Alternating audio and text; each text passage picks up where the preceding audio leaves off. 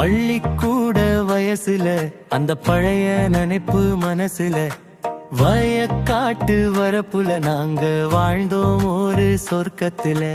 அக்கா வந்தா கூட அவ தோழி வந்தா, சித்தி மக வந்தா கூட அவ நட்பு வந்தா, அம்மா அம்மா சின்னம்மா நாங்க அனைவரும் ஒன்னா சிரிச்சோமே.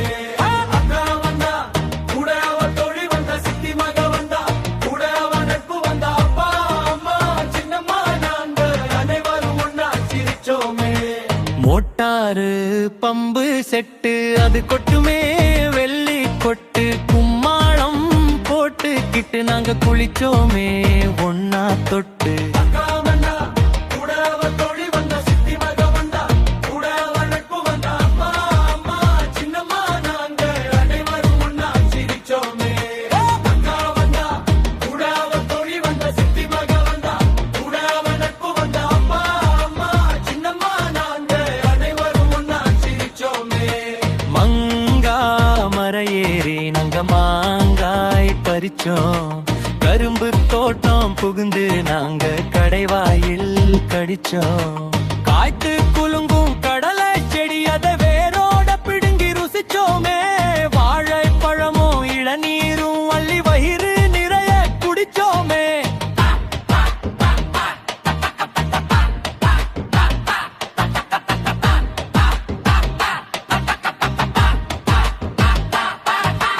கிணத்து மேட்டுல உட்கார்ந்து நாங்க தூண்டில் போட்டு ரசிச்சோம்.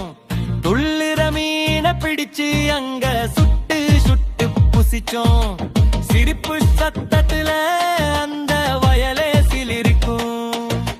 நட்பு சங்கிலியில என்னடும் பாசம் இருக்கும். ஆல மரத்து விழுதை போல எங்க உறவு அழமா ஊனுச்சே. அந்த காலம் இப்போ வெறும் கனவா போனது ஏனோ.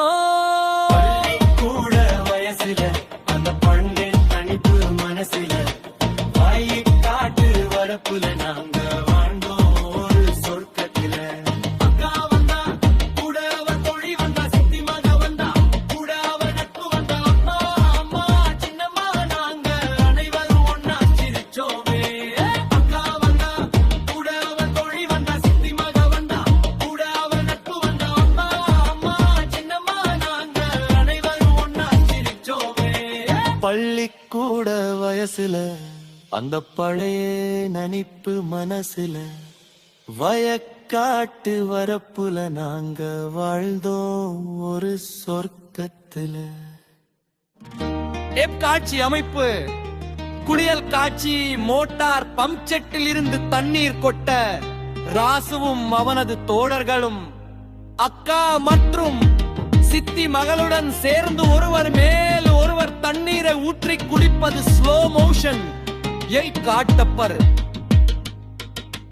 உணவு திருவிழா மடியில் பறித்து வைத்த மாங்காய்கள், கையில் கரும்பு அருகில் சுட சுட சுட்ட மீன்கள் என அனைவரும் ஒரு மரத்தடியில் அமர்ந்து சிரித்து பேசி சாப்பிடுவது நிலநீருகள் நிலை வட்டுடனே. பள்ளிக்கூட வயசுல தார தொருக்கு மனசிலும் வயலின் மேத்திரு மடப்புல நாங்க வாழ்ந்தோம்